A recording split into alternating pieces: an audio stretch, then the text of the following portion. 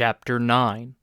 Nothing is more painful to the human mind than, after the feelings have been worked up by a quick succession of events, the dead calmness of inaction and certainty which follows and deprives the soul of both hope and fear.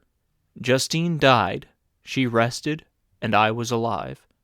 The blood flowed freely in my veins, but a weight of despair and remorse pressed on my heart which nothing could remove. Sleep fled from my eyes. I wandered like an evil spirit, for I had committed deeds of mischief beyond description, horrible, and more, much more, I persuaded myself, was yet behind. Yet my heart overflowed with kindness and the love of virtue.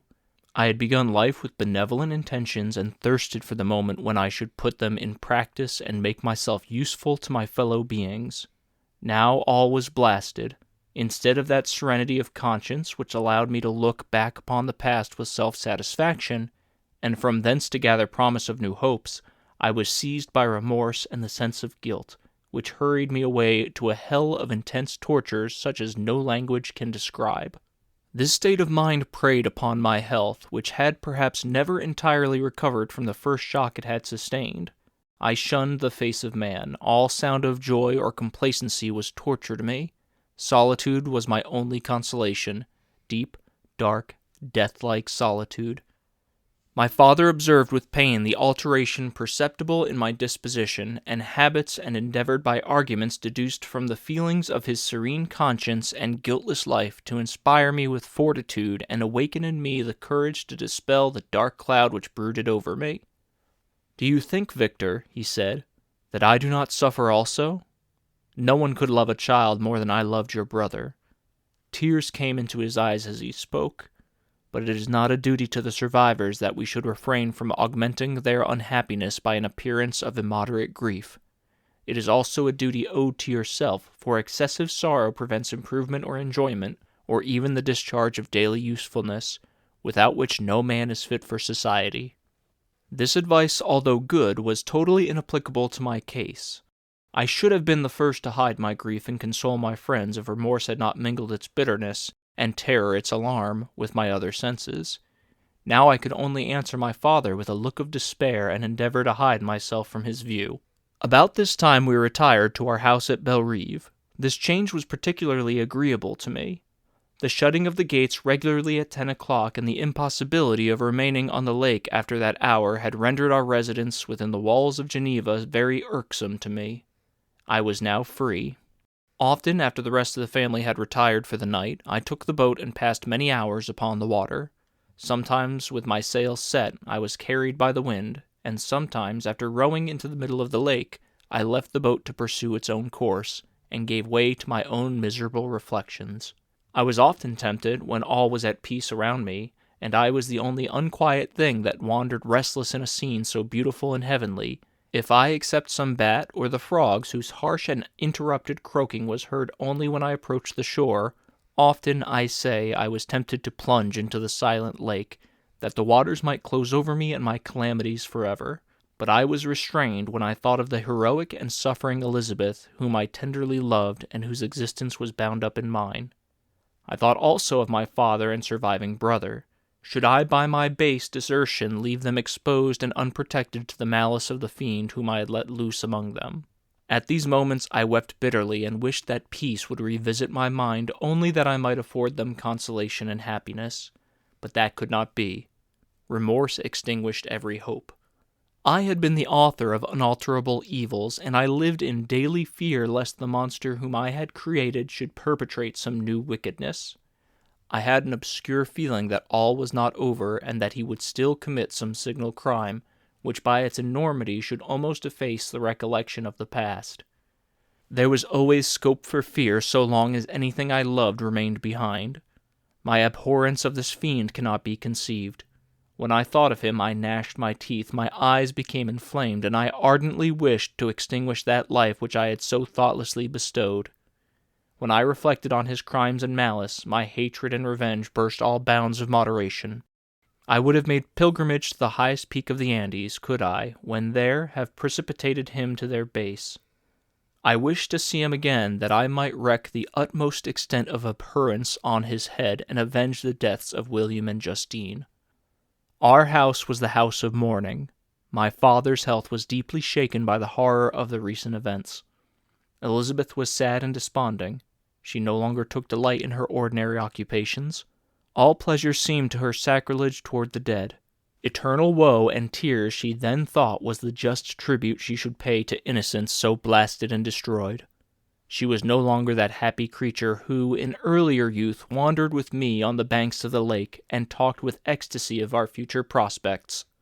The first of these sorrows which are sent to wean us from the earth had visited her, and its dimming influence quenched her dearest smiles. "When I reflect, my dear cousin," said she, "on the miserable death of Justine Moritz, I no longer see the world and its work as they before appeared to me. Before I looked upon the accounts of vice and injustice that I read in books, or heard from others as tales of ancient days or imaginary evils. At least they were remote and more familiar to reason than to the imagination. But now misery has come home, and men appear to me as monsters thirsting for each other's blood. Yet I am certainly unjust. Everybody believed that poor girl to be guilty, and if she could have committed the crime for which she suffered, assuredly she would have been the most depraved of human creatures. For the sake of a few jewels, to have murdered the son of her benefactor and friend, a child whom she had nursed from its birth, and appeared to love it as if it had been her own, I could not consent to the death of any human being, but certainly I should have thought such a creature unfit to remain in the society of men. But she was innocent. I feel she was innocent, walking on the edge of a precipice, toward which thousands are crowding and endeavoring to plunge me into the abyss. William and Justine were assassinated, and the murderer escapes. He walks about the world free and perhaps respected, but even if I were condemned to suffer on the scaffold for the same crimes, I would not change places with such a wretch." I listened to this discourse with the extremest agony. I, not in deed, but in effect, was the true murderer. Elizabeth read my anguish in my countenance, and kindly taking my hand, said, "My dearest friend, you must calm yourself. These events have affected me, God knows how deeply, but I am not so wretched as you are. There is an expression of despair and sometimes of revenge in your countenance that makes me tremble. Dear Victor, banish these dark passions. Remember the friends around you who center all their hopes in you. Have we lost the power of rendering you happy? Ah, while we love, while we are true to each other, here in this land of peace and beauty, your native country, we may reap every tranquil blessing. What can disturb our peace?" And could not such words from her whom I fondly prized before every other gift of fortune suffice to chase away the fiend that lurked in my heart? Even as she spoke, I drew near to her, as if in terror, lest at that very moment the destroyer had been near to rob me of her. Thus not the tenderness of friendship, nor the beauty of earth nor of heaven could redeem my soul from woe. The very accents of love were ineffectual. I was encompassed by a cloud which no beneficial influence could penetrate. The wounded deer dragging its fainted limbs to some untrodden brake, there to gaze upon the arrow which had pierced it, and to die, was but a type of me. Sometimes I could cope with the sullen despair that overwhelmed me, but sometimes the whirlwind of passions of my soul drove me to seek, by bodily exercise and by change of place, some relief from my intolerable sensations. It was during an access of this kind that I suddenly left my home, and bending my steps toward the near alpine valleys, sought in the magnificence, the eternity of such scenes, to forget myself and my ephemeral, because human, sorrows. My wanderings were directed towards the valley of Chamonix. I had visited it frequently during my boyhood. 6 years had passed since then. I was a wreck, but naught had changed in those savage and enduring scenes. I performed the first part of my journey on horseback. I afterwards hired a mule, as for the more sure-footed and least liable to receive injury on those rugged roads.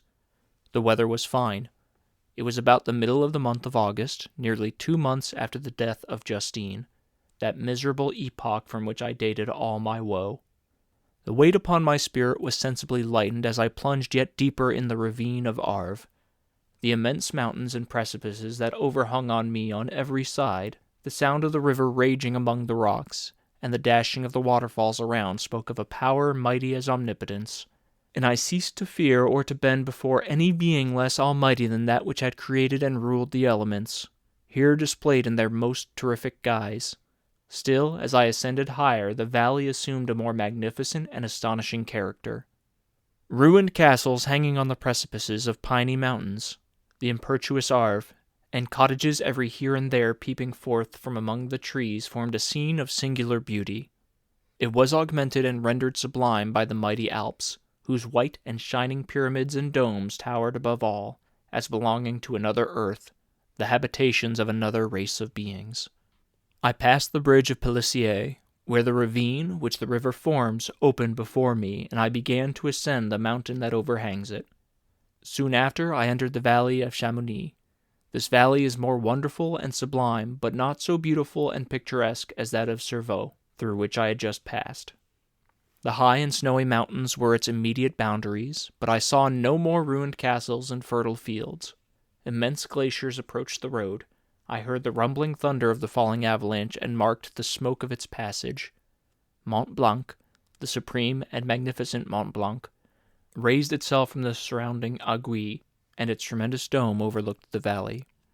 A tingling, long-lost sense of pleasure often come across me during this journey.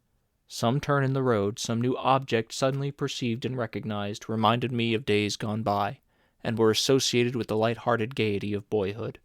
The very winds whispered in soothing accents, and maternal nature bade me weep no more.